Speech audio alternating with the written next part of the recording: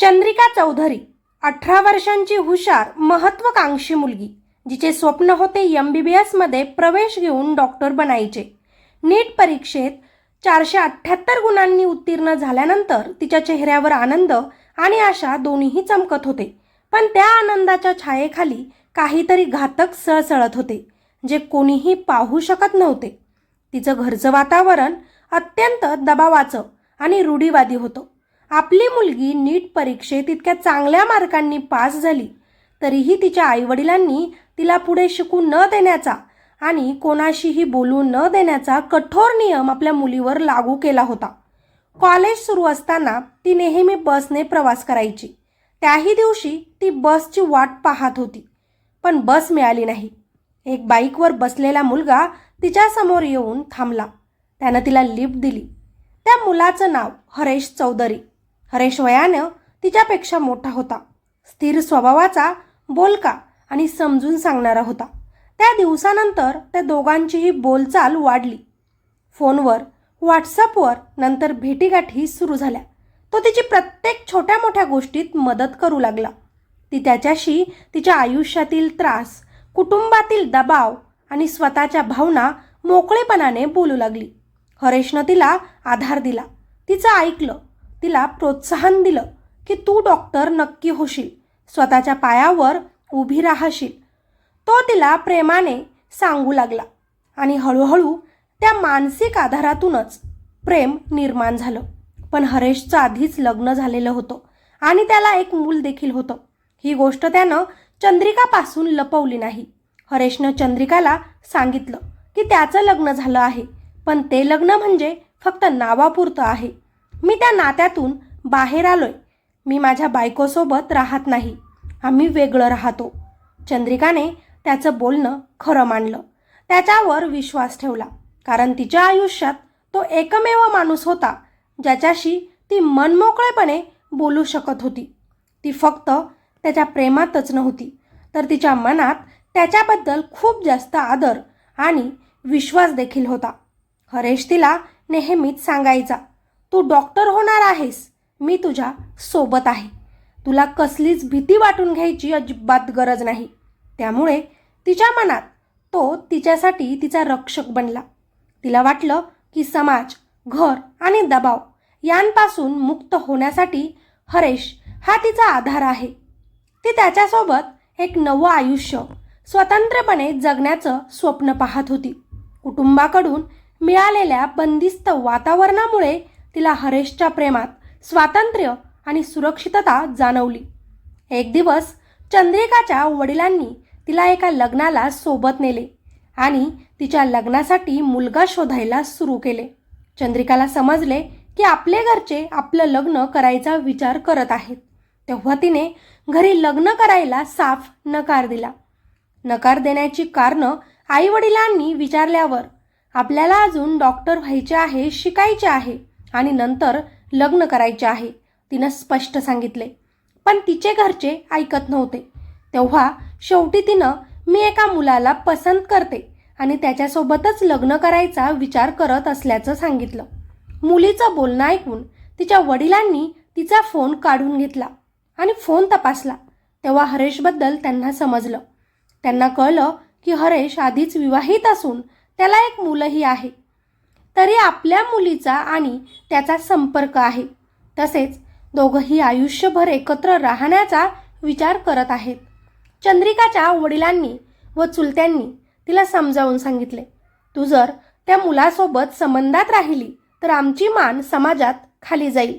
एक विवाहित पुरुषासोबत संबंध ठेवणं आमच्यासाठी लज्जास्पद आहे. त्यामुळे त्या मुलाशी संपर्क तोड. पण इतकं बोलणं ऐकून देखील चंद्रिका म्हणाली की ती डॉक्टर होऊन स्वतःच्या पायावर उभी राहील आणि फक्त हरेशसोबतच लग्न करेल, तेही स्वतःच्या मर्जीनं. यावर चिडूनच तिच्या वडिलांनी तिला धमकी दिली, तू पुन्हा त्याच्याशी संपर्क ठेवला तर आमचं नाव बदनाम होईल आणि मग आम्ही तुझं तसंच तुझ्या त्या प्रियकराचंही जीवन नष्ट करून टाकू.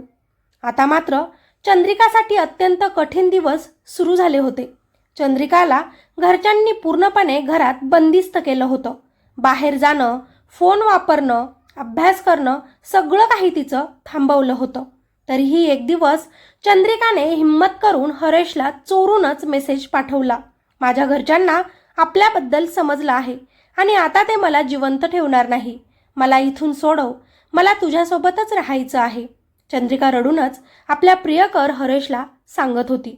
चंद्रिकाचं बोलणं ऐकून हरेश तिला म्हणाला, थोडं संयम ठेव, आपण योग्य मार्गाने लग्न करू, मला थोडा वेळ दे. पण इकडे चंद्रिकाच्या वडिलांचा ठाम विचार होता. तिचं लग्न त्यांच्या समाजातल्याच जातीच्या मुलाशी लवकरात लवकर लावून द्यायचं. त्यांच्या दृष्टीनं असे करणे घराची प्रतिष्ठा वाचवण्याचं एकमेव मार्ग होता. पण चंद्रिका मात्र त्या विचाराला पूर्ण विरोध करत होती. पण चंद्रिका तिच्या निर्णयावर ठाम होती. ती सतत म्हणत होती, माझं लग्न कोणाशी करायचं हे माझे मी ठरवेन. मला डॉक्टर व्हायचं आहे आणि मी माझं आयुष्य स्वतः घडवेन. जुलै 2025च्या सुरुवातीला घरात पुन्हा तिच्या लग्नाच्या चर्चा सुरू झाल्या होत्या. वडिलांनी एक स्थळ तिच्यासाठी पाहिलं होतं आणि चंद्रिकेला खूप जास्त समजून सुद्धा सांगितलं, या महिन्यात तुझं लग्न ठरवू. अभ्यास, डॉक्टर होणं हे सगळं विसर आता. लग्नानंतर जे करायचं ते तू कर. तसंही मुली शिकून काय करतात? नवरा, मुलं हेच त्यांचे जग. त्यामुळे आम्ही म्हणतोय त्या मुलाशी लग्न कर आणि तुझ्या संसाराला सुरुवात कर. पण चंद्रिका त्या लग्नाला पूर्ण विरोध करत होती. आता मात्र तिने हरेशला घरच्यांच्या विचारांबद्दल सांगितलं आणि शेवटी मग दोघांनीही पळून जाण्याचा निर्णय घेतला. त्या रात्री सगळे शांत झोपले होते. तेव्हाच तिच्या मोबाईलवर एक मेसेज आला, तू तयार आहेस का? हो, मी तयार आहे, तिने त्याला रिप्लाय दिला. जरी हरेशचे लग्न झाले होते, जरी तो तिच्यापेक्षा वयाने मोठा होता, तरी तो माणूस तिच्यासाठी पूर्ण जगात एक आदर्श होता. चंद्रिकाला माहिती होतं की तिच्या आईवडिलांना त्यांचं नातं मान्य नाही, पण तिनं तिच्या अंतर्मनाला सांगितलं, माझं प्रेम चुकीचं नाही, माझा विश्वास चुकीचा नाही. जर मला घरात बंदिस्त करणार असेल तर मी या नरकातून बाहेर पडेल. तिच्या मनात एकच विचार होता, स्वतःच्या स्वप्नांसाठी आणि प्रेमासाठी पळून जाणं हीच एकमेव संधी आहे. आधीपासूनच ती जाणून होती की तिचा निर्णय समाज, कुटुंब आणि स्वतःच्या भवितव्याला धोक्यात टाकणार आहे. पण तिचं मन म्हणायचं, जर आज मी पळाले नाही तर माझं आयुष्य इथेच संपेल.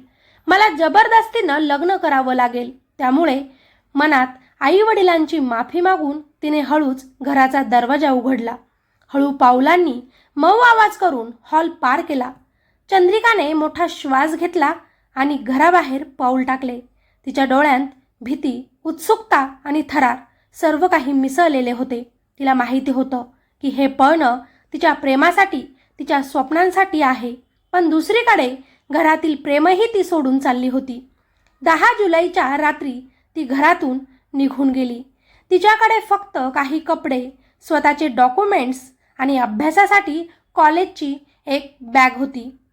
ती थारत बसस्टँडवर हरेशला भेटली, जिथे त्यांची पहिली भेट झाली होती. दोघंही तिथून पलनपूरकडे गेले आणि नंतर काही दिवस राधनपूर भागात लिव्हिंगमध्ये एकत्र राहू लागले. हरेश तिची खूप काळजी घ्यायचा. सगळं ठीक होईल म्हणून तिला आधार द्यायचा, तिचं सांत्वन करायचा, तिच्या अभ्यासात तिला मदत करायचा. इकडे मात्र मुलगी निघून गेल्यावर आपली मुलगी अभ्यासासाठी हॉस्टेलवर गेली आहे असे तिच्या घरच्यांनी सगळ्या नातेवाईकांमध्ये सांगितले. दरम्यान चंद्रिकाच्या वडिलांनी FIR नोंदवून पोलिसांकडे तक्रार केली होती की त्यांच्या मुलीला एका विवाहित पुरुषाने फूस लावून पळवले आहे. आपले वडील खूप कडक स्वभावाचे आहे, आपल्याला नक्की इथे शोधतील म्हणून दोघेही वेगवेगळे ठिकाणे तिकडे बदलत राहिले. पण पोलिसांनी काही दिवस शोध घेतल्यानंतर त्यांना दोघंही एका हॉटेलमध्ये सापडले. त्यावेळी चंद्रिका पोलिसांना म्हणाली, मी माझ्या इच्छेने येथे आले आहे, कुणीही मला पळवून आणलेलं नाही. पण तरीही पोलिसांनी तिचं म्हणणं काहीच ऐकून घेतलं नाही. पोलिसांनी तिला जबरदस्तीने तिच्या आईवडिलांच्या ताब्यात दिलं. त्या क्षणी चंद्रिका रडत होती आणि ती फक्त एकच म्हणत होती, मला परत जावं वाटत नाही घरी, मला हरेश सोबतच राहायचं आहे, मी फक्त त्याच्यासोबतच खुश राहते. पण कायदा आणि समाज दोन्हीही तिच्या भावनांपेक्षा जड ठरले. तिकडे हरेशला जेलमध्ये टाकण्यात आले, कारण त्याला कुटुंबाच्या दबावाखाली आणि लिव्ह इन रिलेशनशिपसाठी दोषी समजण्यात आले आणि त्याच्यावर काही पहिलाच एक गुन्हा दाखल केला गेला. त्याचा फोन त्याच्याकडून जप्त करण्यात आला. आता तो जेलमध्ये होता. इकडे तिला घरात परत आणलं गेलं आणि त्यानंतर तिच्यावर पुन्हा एकदा मानसिक दबाव, धमक्या आणि तिचा अपमान सुरू झाला. तिचा फोन पुन्हा तिच्याकडून घेण्यात आला. सोशल मीडिया सर्व काही बंद करण्यात आलं. तिला पुन्हा एकदा बंदिस्त बनवलं. तिच्या घरच्यांनी पुन्हा लग्नाचा तगादा लावला, पण चंद्रिका लग्नासाठी तयार नव्हती. तिने सांगितले की ती केवळ हरेश सोबतच राहू इच्छिते. घरच्यांना तिचा विरोध सहन होऊ शकला नाही. ही मुलगी आपलं तोंड काळं करेल.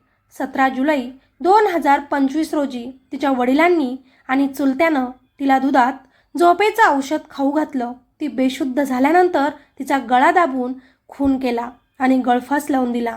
नंतर तिचा मृत्यू नैसर्गिकरित्या झाला असं बाहेर सांगण्यात आलं आणि आपल्या मुलीनं आत्महत्या केली असल्याचं आपल्या कुटुंबाला खोटं सांगितलं आणि घाईतच तिचा मृतदेह देखील जाळून टाकला. हा खटला कोर्टात सुरू होता. दरम्यान जेलमध्ये असलेला हरेश काही दिवसांनी सुटला. त्यानं आपला मोबाईल उघडला आणि इंस्टाग्राम पाहत राहिला. तिथे चंद्रिकाचे खूप सारे मेसेजेस होते जे तिनं त्याला पाठवले होते. माझ्या जीवाला धोका आहे, मला वाचवा. तुला काही करतील, तुला मारतील म्हणून मला धमकावत आहे. म्हणून नाईलाजाने मी यांच्यासोबतच राहत आहे. पण मी या बंदिस्त वातावरणात राहू शकत नाही. हे वाचून हरेशचे मन दुःखी झाले. त्याने चंद्रिकाचा तपास घ्यायला सुरू केले. कोर्टात पेशी होती. आपल्याला आपली प्रियसी चंद्रिका भेटेल या आशेनं हरेश तिथे आला. पण त्याला ऐकून धक्काच बसला की आपली प्रियसी आता या जगात नाही. तिचा मृत्यू झाला आहे. तिच्यासोबत काहीतरी वाईट घडले, पण काय घडले याचा तपास आता हरेश आजूबाजूला घेऊ लागला. त्याला काही माहिती मिळाल्यानंतर त्याने लगेचच पोलिसांना सर्व काही माहिती दिली आणि सगळं सत्य उघड झाले. चंद्रिकाच्या खुनाच्या आरोपात तिचा काका आणि मदत केलेले काही नातेवाईक जेलमध्ये आहेत, तर तिचा बाप अद्यापही फरार आहे आणि पोलीस त्यांचा तपास घेत आहे. ही घटना ऑनर किलिंगचे धक्कादायक एक उदाहरण आहे, ज्यात कुटुंबाच्या दबावामुळे एका तरुणीला तिच्या स्वप्नांचा आणि जीवनाचा बळी द्यावा लागला. ही सत्य घटना असून बनासकांठा जिल्ह्यातील थराड तालुक्यातील दांटिया गावातील आहे आणि 17 जुलै 2025 रोजी घडली आहे. मित्र आणि मैत्रिणींनो, ही घटना केवळ चंद्रिका आणि हरेशचीच गोष्ट नाही, ती आपल्या समाजातील अनेक गोष्टींचा आरसा आहे. आईवडिलांनो, आपल्या मुलांचे जीवन आणि स्वप्ने ही फक्त तुमच्या हातात आहेत, पण त्यांना त्यांच्या इच्छेनुसार आणि निर्णयानुसार जगण्याची संधी द्या. प्रेम, मैत्री आणि स्वातंत्र्य यावर दबाव टाकणे, त्यांना धमकावणे किंवा त्यांच्या स्वप्नांचा मार्ग रोखणे ही मोठी चूक आहे. आपल्या आवेशामुळे किंवा रूढींपायी मुलांचे भविष्य धोक्यात टाकणे ही फक्त त्यांच्या जीवनावरच नाही, तर तुमच्या जबाबदारीवरही प्रश्नचिन्ह उभे करते. कायदा या गोष्टींचा विचार करतो आणि अशा चुकींच्या कृतींना शिक्षा निश्चित करतो.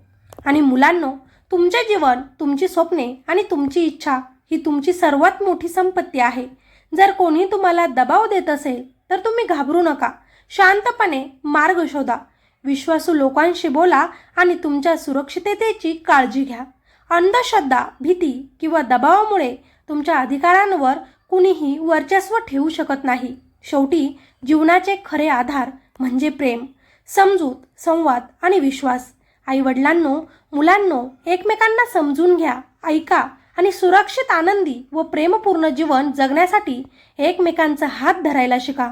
प्रत्येक निर्णयावर प्रेम, विश्वास आणि आदर असायलाच हवा. फक्त त्यातूनच आपले कुटुंब आणि समाज खऱ्या अर्थाने सुरक्षित आणि सुखी राहू शकतात. बाकी तुमचे काय मत आहे हे खाली कॉमेंटमध्ये सांगायला अजिबात विसरू नका. हा व्हिडिओ माहितीपूर्ण वाटला असेल तर लगेचच व्हिडिओला लाईक करा आणि चॅनलवर नवीन असाल तर आपल्या चॅनलला सबस्क्राईब करायला अजिबात विसरू नका. भेटूया अशाच एका नवीन क्राईम स्टोरीमध्ये. तोपर्यंत सतर्क रहा, स्वतःची काळजी घ्या. धन्यवाद.